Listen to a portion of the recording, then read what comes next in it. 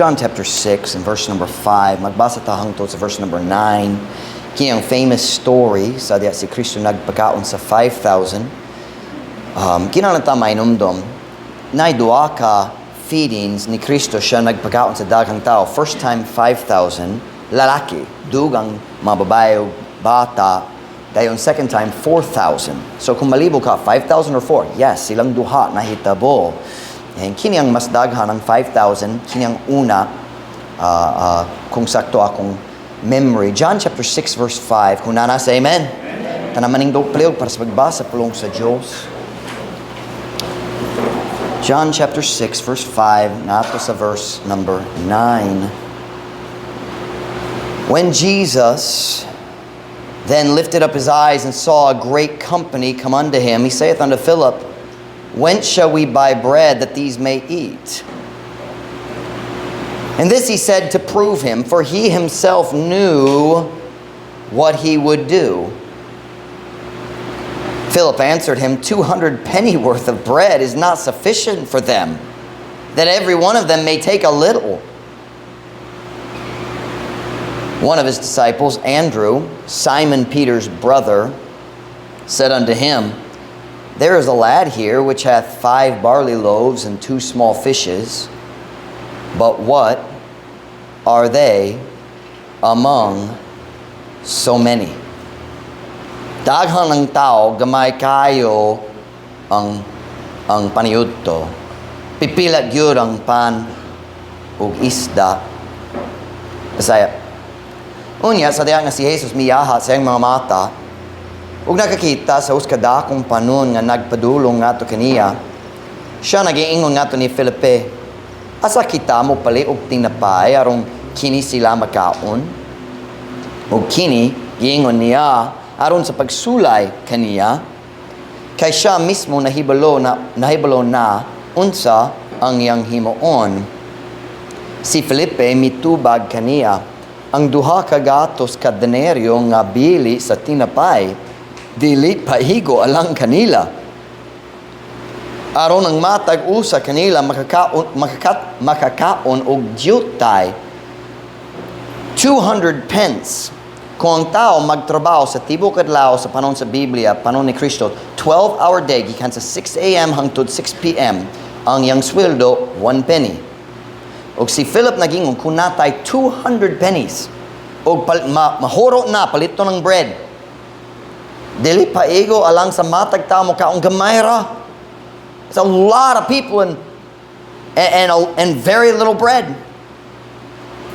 Usa sa mga tinun-an si Andreo, igsuon ni Simon Pedro, nagiingon nga to kaniya, may usa ka batanon nga lalaki dinhi nga dunay 5 ka tinapay nga sibada ug 2 ka gagmay nga isda, apan unsa man kini sila diha sa hilabihan kadaghan.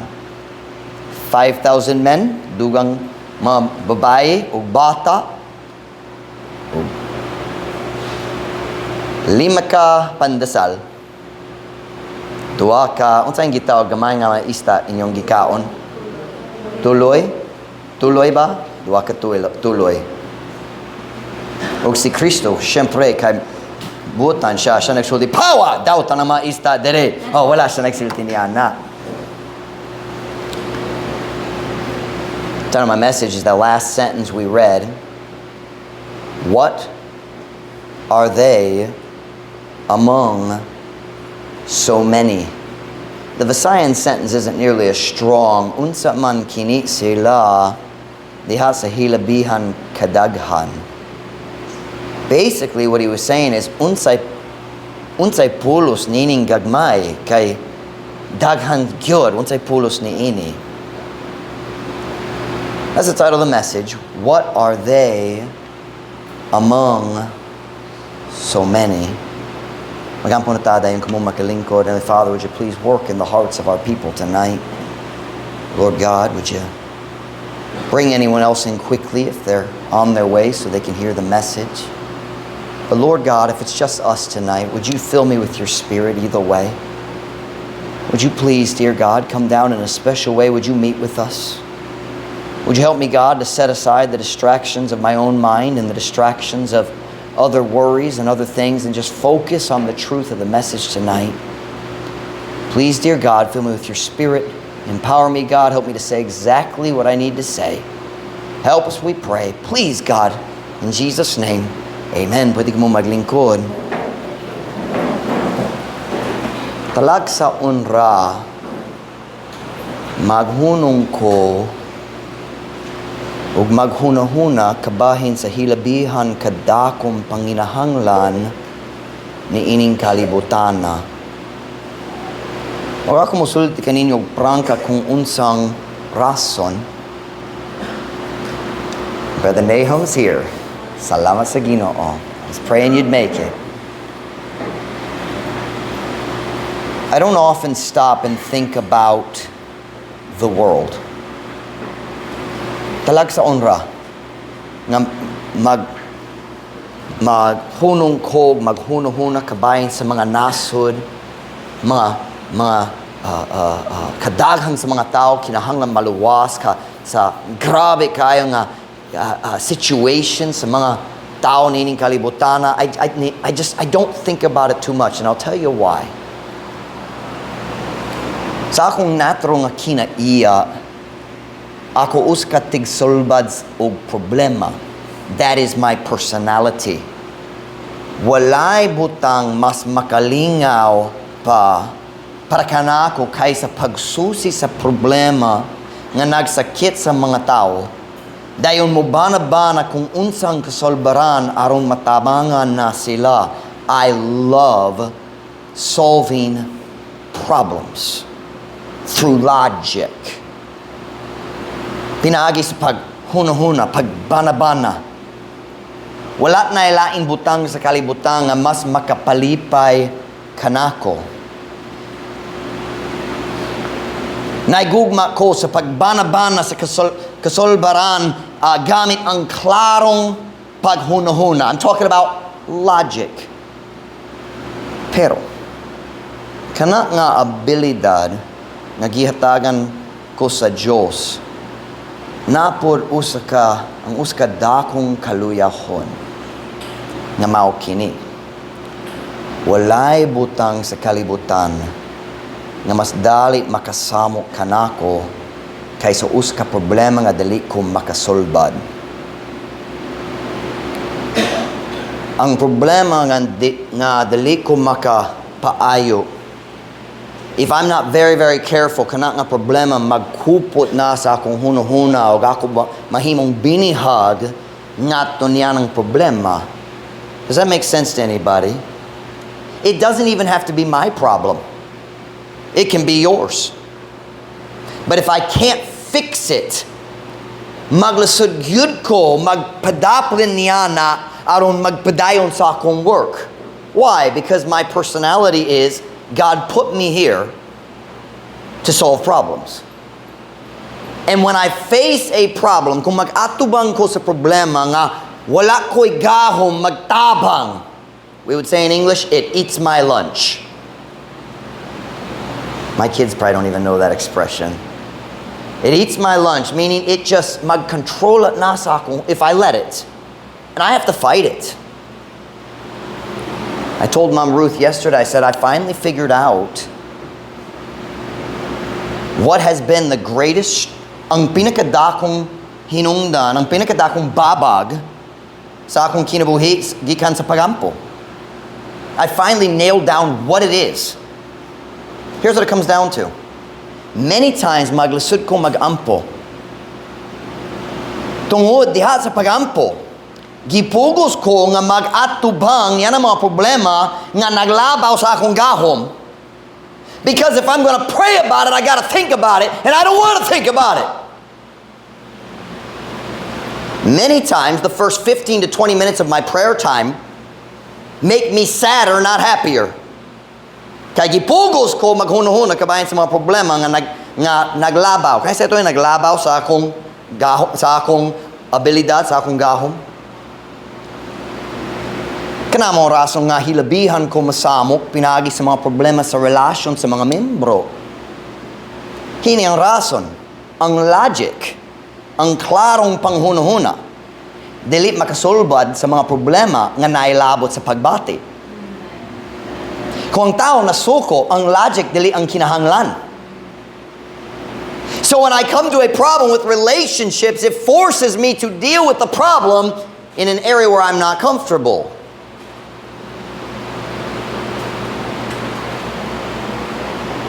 But that's not the message tonight. It's just an illustration. Karong gabi, nag-istorya ko sa hilabihang kadako na kinahanglan nining kalibutan. Kana ang problema nga naglabaw sa tanan lain. O kung mag-honest ta, sa kamatuoran, wala tayo gahom sa pag-ayo sa mga problema nining kalibutan.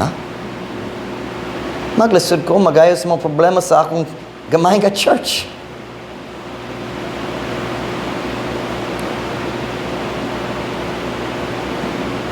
Talag sa unlang, maghuno-huno ko, kabayan ni, sa mga problema, sa dakong kinahanglan, sa mga nasod, nining kalibutan. Nakasabot ba ka sa kadako sa paralangin, diri sa Pilipinas, nga natay freedom? Naluwas na ka kay tungod kayang sower nagdul kanimo, nag-share kanimo kabay ni Kristo. Kung natawag ka sa Malaysia, o ang sower nagdul kanimo, kamong duha na priso na. Kung Muslim mahimong Kristohanon sa Malaysia, ang tao nag-share o ang tao nag-convert, silang duha na priso diretso kung dakpan.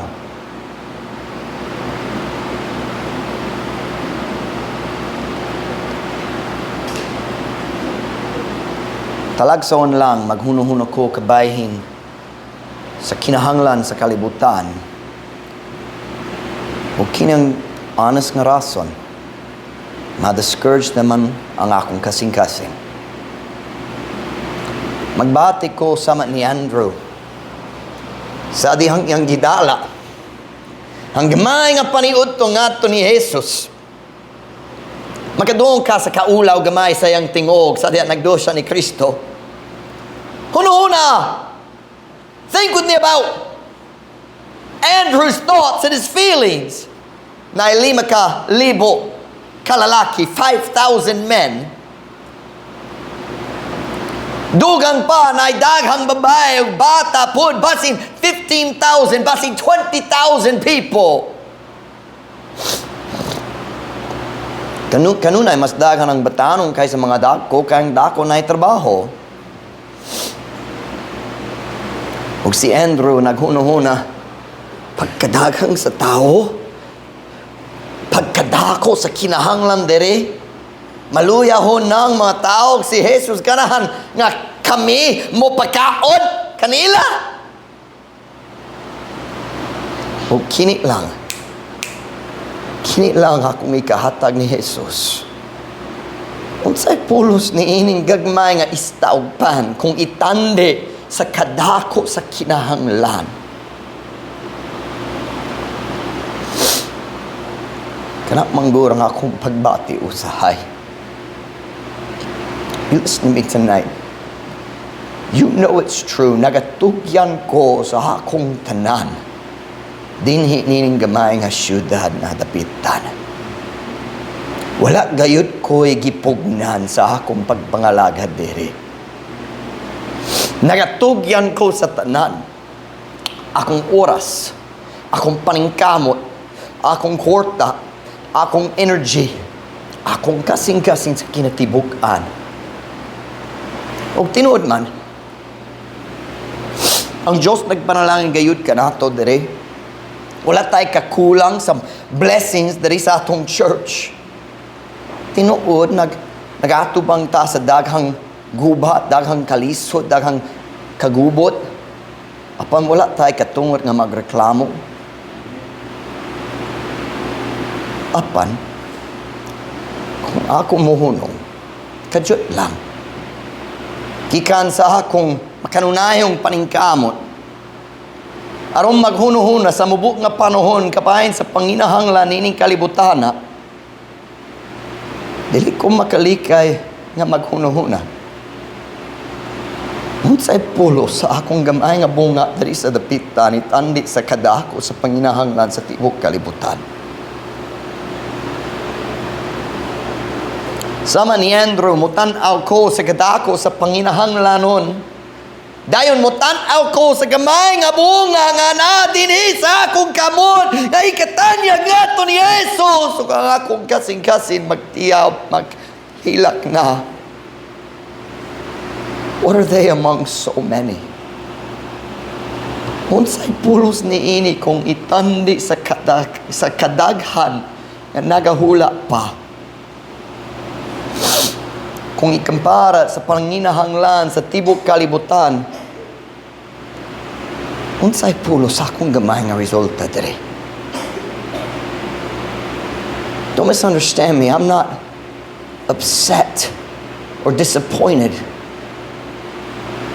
Here's how we would say it in English. Am I really making a difference in the big picture? Kung lantawon nimo sa kinatibukan sa kalibutan nga nawala pa, padulong sa impyerno, unsay kausbanan nga mahimo man nako diri? Sa gahapon nagbasa ko nini nga story sa John. Ug diretso ang pulong ni Andrew nagkupot na sa akong kasing-kasing. Pero wala ko'y huno-hunang nga nagsunod, just a feeling, honestly, and I put it in my computer and I sent it, so nasa listahan sa akong mga sermon ideas. Dayong ganiyang buntag ang Diyos nag-connector sa tanan. Kaniyang buntag sa pamahaw nag-open ko sa akong YouTube app para mulantaw kung naay balita gikan sa guba sa Israel. Kaya nag-follow ko sa balita gikan sa Israel, ang ilang guba batok sa Hezbollah, sa Lebanon, batok sa Hamas, sa Gaza, batok sa Iran nga nagsuporta kanila, batok sa lain-lain natin ang Houthis, ang lain tawag. Walay bagong balita ganiya. Naghula para gyapon sila ang Israel naghula padulong pa ang ilang atake sa Iran pero wala pa nahitabo. By the way, just in case anybody's wondering, God's on Israel's side. Ang Diyos nagdapig gihapon sa iyang tao, bisan sila nagsalikway sa iyang anak. Nainomdom ba ka sa panahon na Ahab ang hari sa Israel? Balik-balik ang Diyos nag-bless kaniya. Dili tungod maayo siya ang pinakadaotang hari sa tibok kasaysayan sa Israel. Nga naman ang Diyos nagtabang ni Ahab aron magpruweba sa lain nasod labaw pa sa ngato sa Syria na ang Diyos sa Israel mas gamhanan kaysa ilang mga Diyos. That's what we're dealing with right here. Israel is not a righteous nation right now. Nagsalikway sila sa ilang manluluwas. Nagsalikway sila sa Messiah. Pero ang Diyos mo protektor nila gihapon kay sila ang iyang katawhan.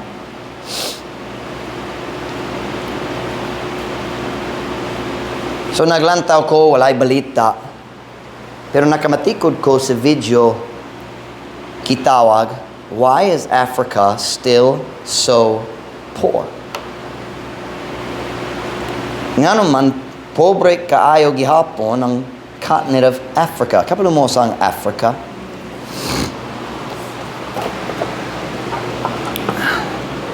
Siyempre, kita na dere sa Philippines. Kamo ani dere magpass sa Asia. Kini dere ang Africa. Dako gyud. Dako kayo.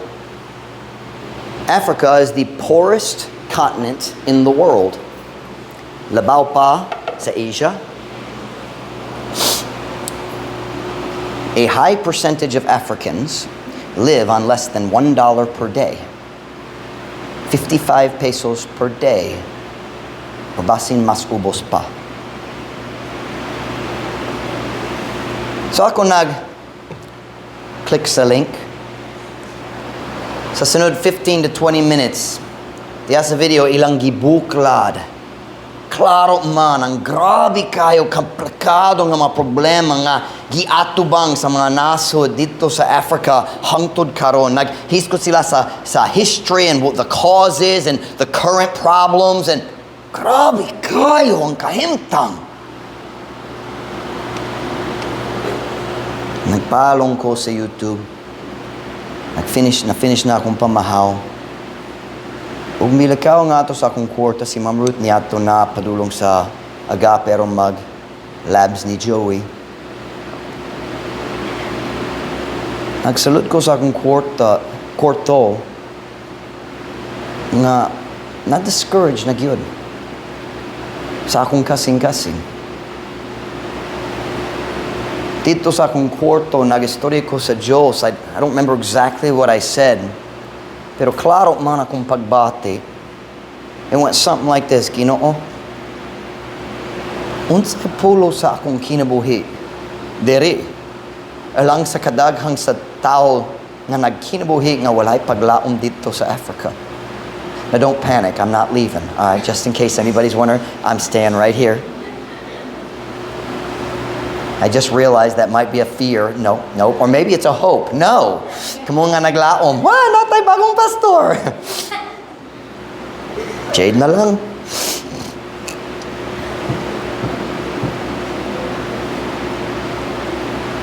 Lord, what difference am I really making in the big picture?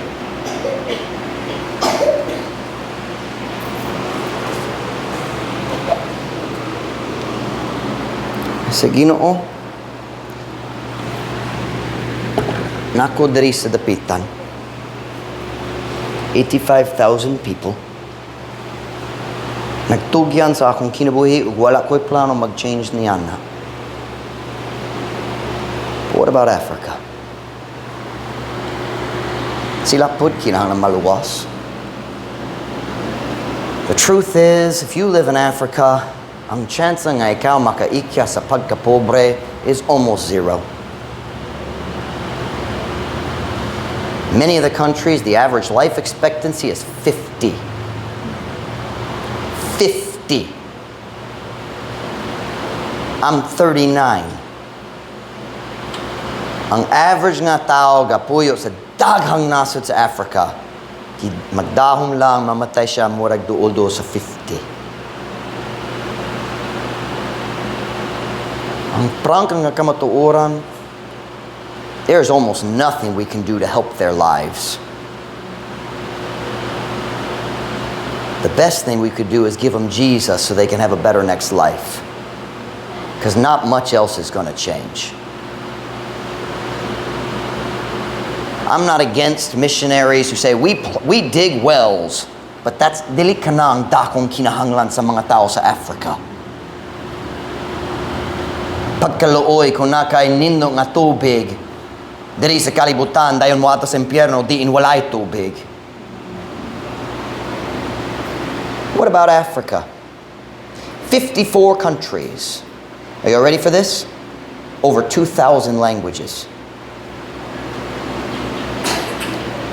I consider myself to be a linguist, not a multilinguist, but I love language and I love the science. And as a linguist, I see missions as a linguistic problem. Unsay pulos kung ang tao mag-raise ang support, muato sa field, dayon dili siya makashare sa gospel kay wa siya kabalo sa language. Baka imagine baka 2,000 languages. Ang kadaghanan walay Biblia. Ang kadaghanan wala bisan usa ka missionary nga kabalo sa ilang lengguwahe. How shall they hear without a preacher? May I add, who speaks their language?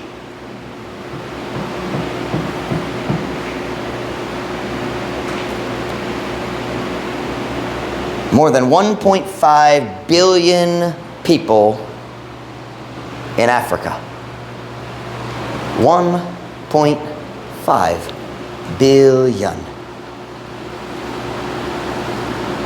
Michael, go get the whiteboard for me. I forgot. Pwede ba ka makuha palihog?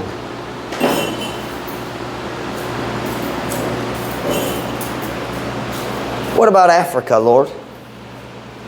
Kinsa mo tabang kanila? Civil wars, conflict all over Africa. Grabe kayo nga pagantos. That's the tall one, Michael. Kanang taas, pwede magbutang diretso sa salog. Salamat.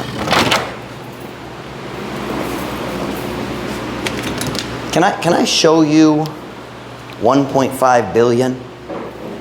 Forgive me, I'm going to go backwards because I can't think forwards with this.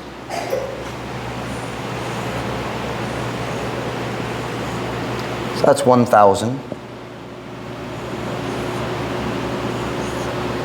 I'm writing my zeros backwards. That's why they look funny. No, I don't know which way I write zeros. I really don't know. So now we're at 1 million right here.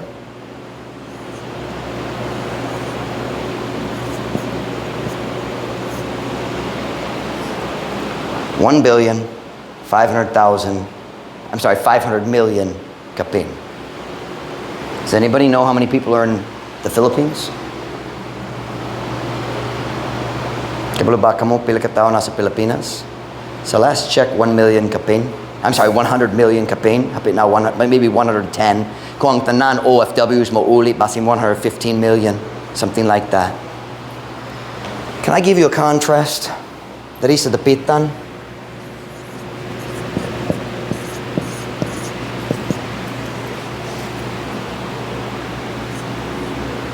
We have 85,000 people. What about India? India has the largest population in the world. India has almost as many people as all of Africa. Y'all see this big one right here? Kining danandari? I don't need this. Kining Africa? Kung magbiyahe ka diri, tanaw ang diferensya. Africa, India. India's population. Now I can do it forward. 450 million kapin. India naglapas na sa China nga pinakadakong nasod sa kalibutan sa area sa population. Pero kung ikaw mo ata sa India, dali pa ego kung ikaw mo katon sa ka lingwahe kay sama manggod sa Pilipinas daghang lingwahe. Depende sa unsay website nga lantawon nimo, India has at least 120 languages in basin mas daghan gyud. You can't just learn one language. Depende sa kamo adto. Kumuha ka sa Andhra Pradesh, kinahanglan ka mo katon sa Telugu. Kumuha ka sa Uttar Pradesh, kinahanglan ka mo katon sa Hindi. Kumuha sa Tamil Nadu, kinahanglan mo katon Tamil. Kung ganan ka mo ka sa Karnataka, kinahanglan mo katon sa Canada. Kumuha ka sa Kerala, kinahanglan mo katon sa Malayalam, Maharashtra, Marathi. On and on we could go. There are more Telugu speakers in India, or very close to the same number of Telugu speakers in India as all the Filipinos in the Philippines. We could talk about China. Communist country. Illegal gyapon nga moatot sa China ingon nga missionary. Delikado. Nako higala nga missionary dito 5 or 10 years nalimot ko sa kadugay nakakaton siya sa Chinese karon na siya sa US. Pero na siya dito sa China. Nako ilain higala nga sa China sa una karon na siya sa Taiwan kay lisod kayo sa China.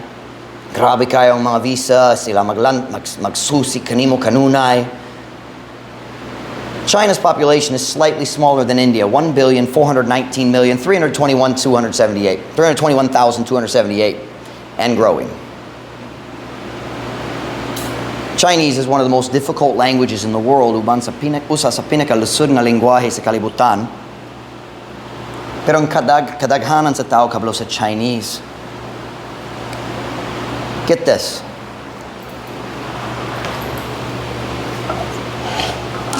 This is China right here. In China. Let's put it this way. Here in the Philippines, pila ka syudad sa Pilipinas naglabaw sa 1 million people sa population. Let's just count the metropolitan areas. dili matag lain-lain, like Quezon, or just Metro Manila, maglabaw gayud, basin 20, 30 million, depende kinsa nagihap, di ba? Cebu, I think 5 or 6 million, tinood ba? Davao, 2 to 3 million. Cagayan, I think 1 to 2 million, 1.4 million, something like that. Jensen, mobot ba sa 1 million? I don't think so. Zamboanga, 800,000 kapin. So, diri sa Pilipinas, basin 4 cities naglabaw sa 1 million people. Kana ba ka mag-guess pila ka syudad sa China na population nga maglabaw sa 1 million? At least 160.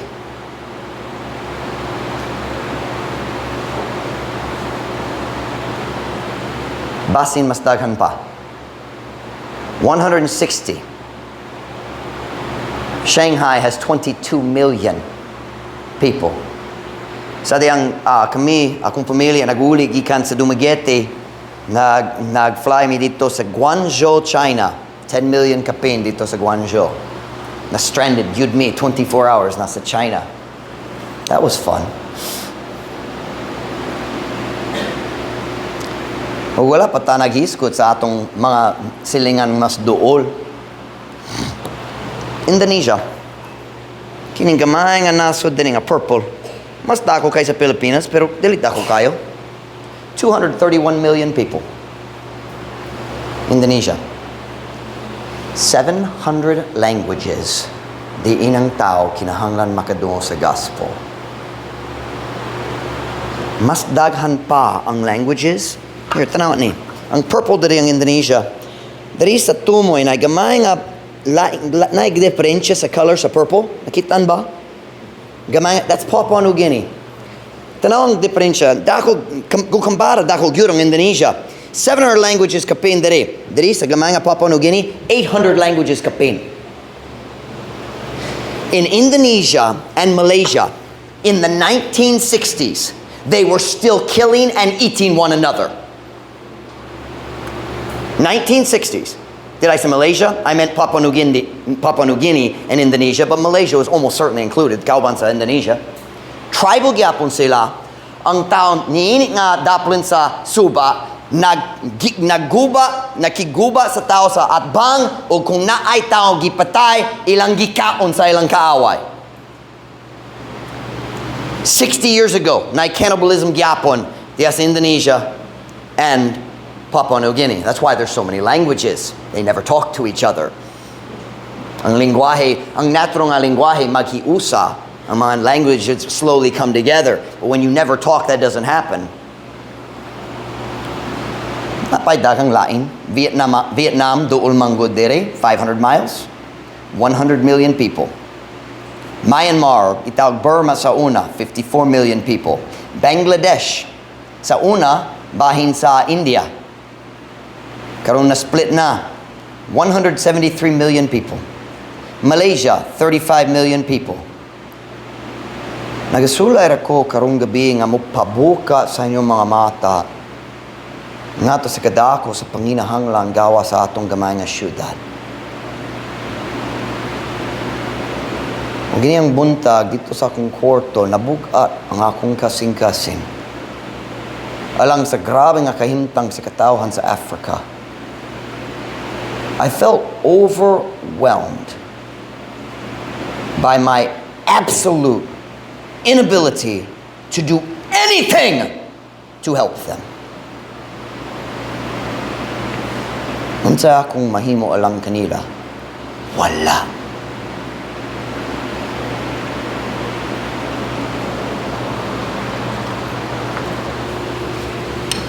Now, I'll be honest. Some of you have never felt that kind of a feeling before because you are so self-centered. Wala gyud ka nagbati sa overwhelming feeling of ganahan ko mutabang nila kay nag-focus gyud ka sa imong kaugalingon. Akong problema, akong kasakit, akong feelings, akong plano, akong gusto.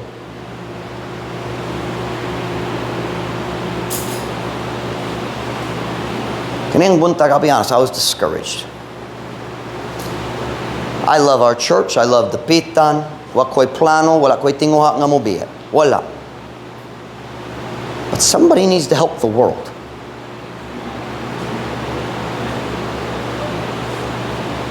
And this morning, God came down. He kind of put his hand on my shoulder. And he gave me the illustration I want to give you right now. Kung ako mo lantaw nining a puzzle, gubot gyud. Kamo nga nag-work ni ini ganiya, kabalo tinod gyud. Komplikado kayo. Asa kanim, asa kong ibutang wa ko kabalo, asa wala ko kabalo asa mo sugod. Diba? I don't do puzzles, Mom Ruth. You can have it. One time when we were dating, I said, we'll do a puzzle on our date today. We finished the date, and I said, we will never do that again.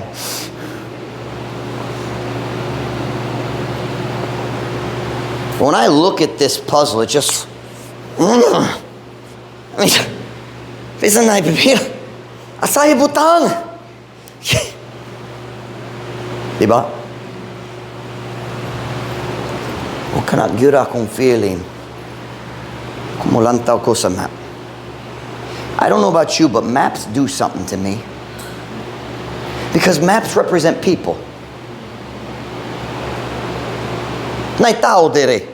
Sama ka nato. Nay bata gigugma nila.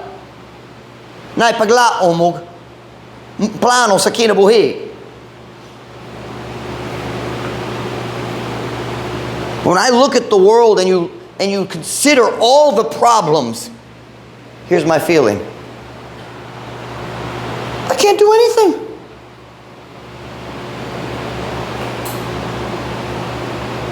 And that's when God came down this morning. He put his hand on my shoulder. He said, Mike, di ni mo kaya, di ba? Dili. Grabe kayo. Ang kahimtang sa mga tao dito. Ganahan kong salbad sa ilang problema, pandalik na ko kayang pagsolbad sa bisanunsa. Dako kayo ang kinahanglan sa kalibutan, o ako naglasod nga mukabot sa 100 people sa akong church sa Tupitan. Maglasod ko, himo og kalinaw sa mga membro nga naigugma sa Diyos.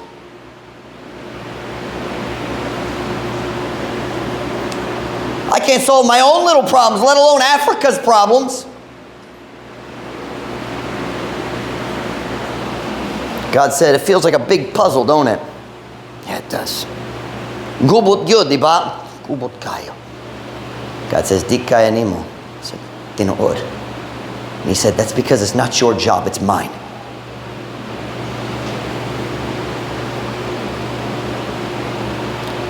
He said, ang rason di nimo kaya ang kagubo sa puzzle. Tungod ang kagubo sa puzzle, ako dali imoha. And that's when God put this simple thought in my heart. As I compared the mess of the world to the mess of the puzzle, here's what I felt like God said to me. Di ni mo kaya ka na tinuod. Kaya ni mo ang gagmay. Kaya ka na akong gihatag kanimo. See, do you know why we get discouraged about the bigger problems? Because sometimes we forget we are just one tiny little piece of God's big plan. Are you listening to me? Ang akong kinabuhi, ang Diyos wala nagbutang na ko dere aron magsolbad sa tanan problema sa kalibutan. Iyang gibutang na ko dere aron mutabang sa pipila ka tawo sa dapitan. Kay kana ang akong bahin sa puzzle. See, Pastor Mike, so what's the answer? What's the message? Here's the message. Nagdesisyon ko na mudawa sa bahin sa puzzle nga gitakta sa Diyos alang kanako. Yes, usahay madani akong kasing-kasing. Ngadto sa laing lugar na dakong kinahanglan. Pero kini ang bahin nga gitakta sa Diyos para nako. ug ako mudawat. And watch, here's the great thing. Dili ko kinahanglan mag-decision na sa ibutang. Ang Diyos makatabang na ko niyana. May daghang tao malibog, unsang asa ibutang akong bahin? God says, I already decided, just follow my will. Maglibog ko unsay kinahanglan buhaton ako. If God puts you here, stay where He puts you until He tells you to move. It's amazing how church members say the pastor shouldn't leave unless God tells him. Pero man para sa mga membro,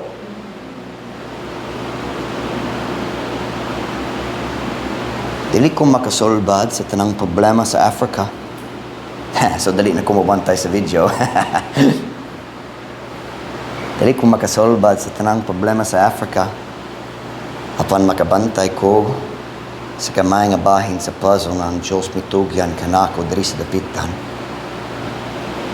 Pwede ko mahigugma sa mga membro nga ang Diyos ki saligan nganhi sa akong pagatiman.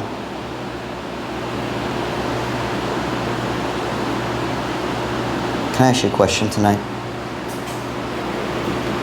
Nagsugod na ba ka na nagdawa sa bahin sa puzzle nga gitakta sa Diyos sa lang kanimo?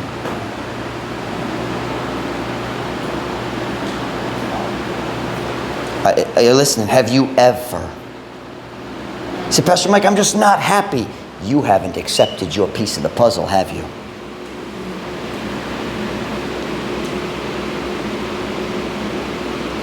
Nagduda pa ka sa plano sa Diyos nga nagpili ni ini nga dapita para nimo. Kay nga naman, kay ka na ang bahin sa puzzle nga siya nag-andam para nimo o nag-andam ka para niya nga bahin sa puzzle. Let me tell you, ako musulti nimo sa rason nga nagubo gyud ang kalibutan. Ako musulti nimo sa rason nga ang kadaghan ng kayod sa kalibutan na wala ragyapon, wala'y paglaom, wag yun na kadoong kabayan ni Jesus Kristo. I'll tell you the reason. Kaya ang kadaghanan sa mga Kristohanon, dili buot mo dawa sa bahin sa puzzle nga gitakta sa Diyos sa lang kanila. What do I want for my life? Bahala sila mo atas impyerno basta ako makakuha sa akong tinguha.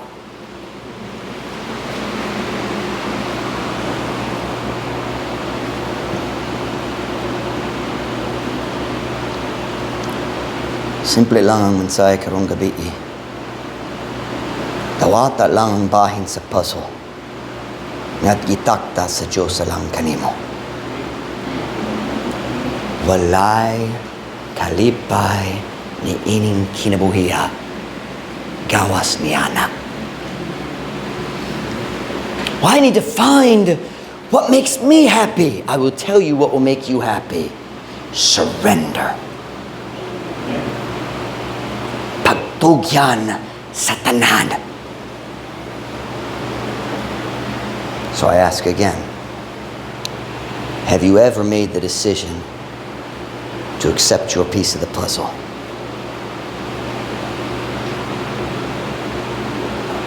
God said to Jeremiah, sa wala pa giporma ka nako, diya sa tagwang kan sa imong mama, nakaila ko nimo daan. Ug nagpili kanimo nga mahimong magwali ngadto sa mga nasod. Before you were born, your piece was already chosen.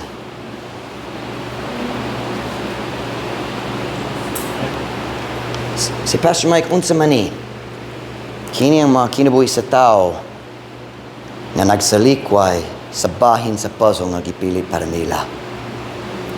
Kabalo ko ang Diyos, ganahan ako diri, pero mas ganahan ko diri. Oh, dali ko ganahan ko diri.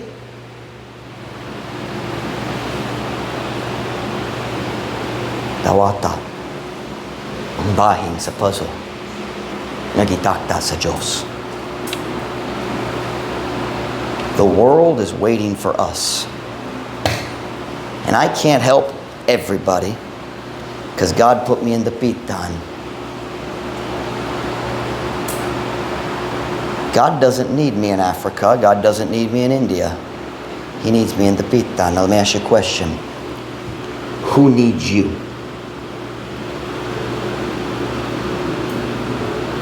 Ako musulti ni mo, number one, ang imong mga anak. Ikaw makasalikwes kapabuton sa Diyos, imong bata ang mobayad sa presyo sa imong kadalo. Number two, ang mga tao nga share nimo karon Friday sa sowanin, sila nang inhanglan nimo. Kung dali ka, kinsa. Pastor Mike, dili ko makapil sa Friday na trabaho. Sige, na may schedule sa Sunday po. Para niya na.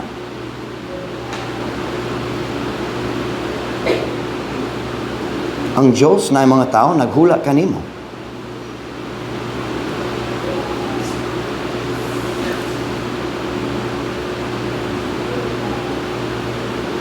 Pila ka buhok mo, naluwas tungod ni ini nga church. Itasin mo ang kamo.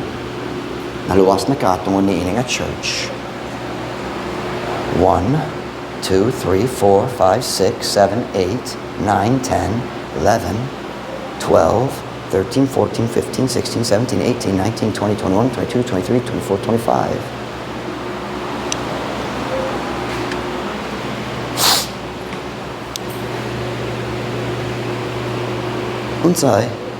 Unsa kahay, mahitabo kanimo. Kung imong pastor nagdesisyon na magpabilin sa US. Asa man kakaron. Labaw pa. Kung si Ma'am Ruth nagdesisyon, di ko gana mo ato sa Pilipinas, Mike. Guess what? Di ko makaato, bisan ako ang leader. Kaya mabungkag ang kami niyoon.